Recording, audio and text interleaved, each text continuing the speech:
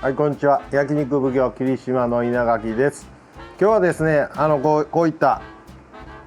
お肉を今からの時期ですともらったり、ふるさと納税などでお買い求めいただいた時のこちらの商品の回答の説明をしたいと思います。今日もよろしくお願いします。僕の勝手な思いなんですけれども、最近の、牛というのは、いい牛はみんないい牛なんですけれども、霜降りがねたくさん入ってるっていうのがちょっと今見切れ食べたらもうええかなというお肉は最近は主流なんですよ。いいお肉を作っていくとね。でその中でも僕がファーマーズウィッシュさんにお願いしていることは、霜降りよりも一つは柔らかいお肉っていうのがメインなんですけれども、霜降りを少なく美味しい味のある牛を作ってくれというのがもう前からお願いしてまして、だんだん実現化になってきたので、今回は菰野町のふるさと納税に、商品の方を出させていただいたということになります。はい、まずこちら僕が作ったやつですけど、肩ロースすき焼き、こちらが赤身のすき焼き、これロースのすき焼きで、もう一つがこれ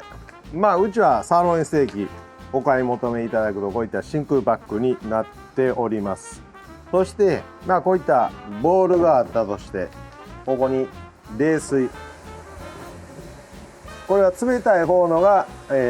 すぐにできるで、お湯とかでするとこのお肉自体が悪くなるので、必ず水入れて氷入れる。この水が冷たければ氷の量っていうのは別にどんだけっていうのは決まりはないですけど、この水が冷たくなればで、これを水の中に入れて、熱さにもよりますけど40秒でもうこれだいぶとこう手で曲がるぐらいになってます。でまだこれでちょっと硬いなと思うようであれば、もう一回こうつけていただいて、長いことふにゃふにゃになるまで水の中につけてしまうと、このローステーキがこう色が変わってくるので、時間は結構守られた方がええと思います。でこれがね溶けすぎてしまうと、ここの隙間から肉汁がブワーッと出てくるので、ちょっと気持ち硬いぐらいが一番ベストです。でこれを開けてもらって、でこれも柔らかすぎるとね、この真空パックになってるから取るのに取りにくいんですよ。でこれで出来上がり、もうこれも柔らかいもんで、あとはこのステーキ食べる時にね、一番硬いとこのうちはこのステーキのここの筋は取ってあるんですけれども、焼いた時にまだこのちょっとしたこの筋ね、こういうとこが焼いた時に縮こまって、肉がこの辺がねちょっと硬くなるから、こういったステーキを食べる場合ですと、ここにこういった切り目を入れておく。そうすると肉が縮まらない。まだここでもっとこのロースを肉厚があるやつであればね、もうちょっと火を通したいという場合であれば、これを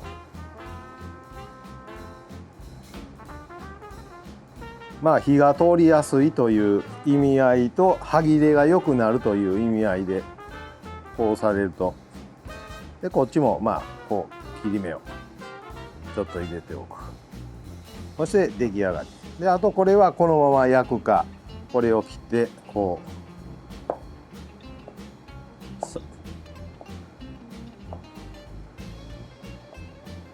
のような感じで、ロースはこのようにサーロインとかこのように簡単にできます。野菜か焼き野菜などをのせて、このように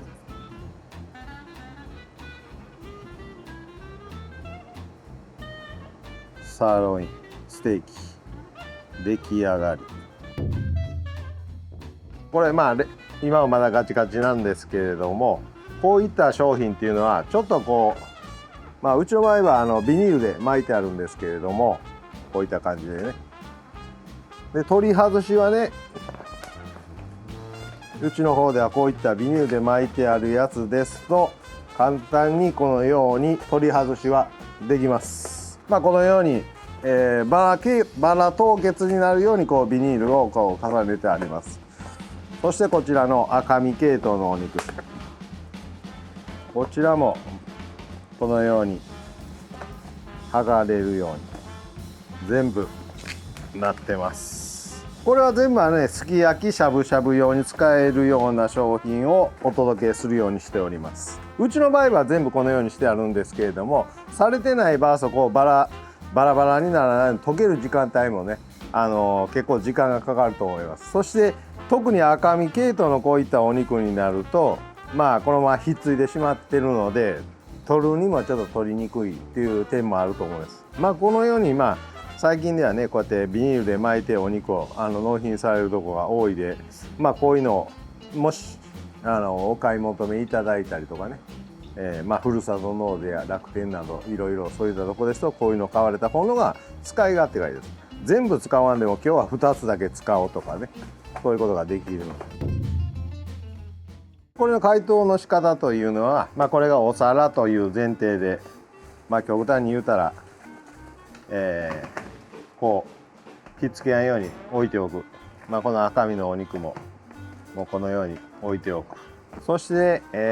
冬場ですので、家で溶かす場合ですと、もうこの食べる30分前ぐらいに、30分かからんから、溶かすのはすぐ溶けますので、このままですと大体5分もあれば溶けてしまうっていうか、このビニールが取りやすくなると。これちょっとこのまま置いといて、もうこれもだいぶと取れるので、このように。でこれこうやってゆっくりこうやって引っ張っていくと剥がれるので、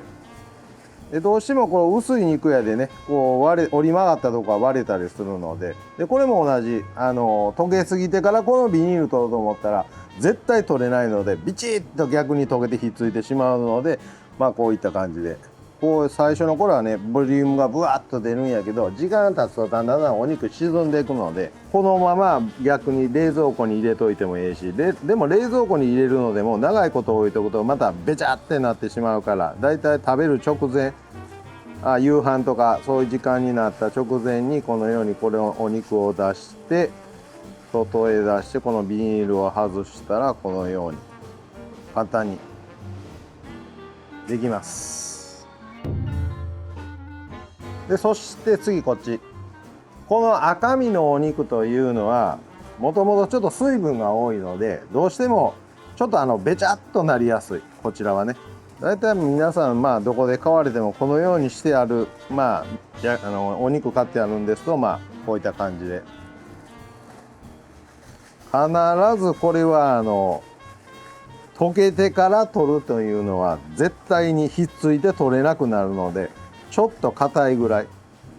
で、硬い時とかにちょっとあんまり無理にするとねバキンって割れてしまうけど、食べるのことに関しては別に食べれるので気にせずそのままで、赤身系統はね特にちょっと溶けすぎてしまうところから肉汁っていうかね、ちょっと水分が出るので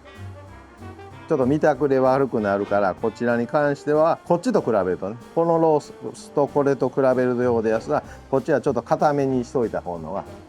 やりやすいし盛り付けもしやすいです。これは肩ロース、これも同じ、もう簡単に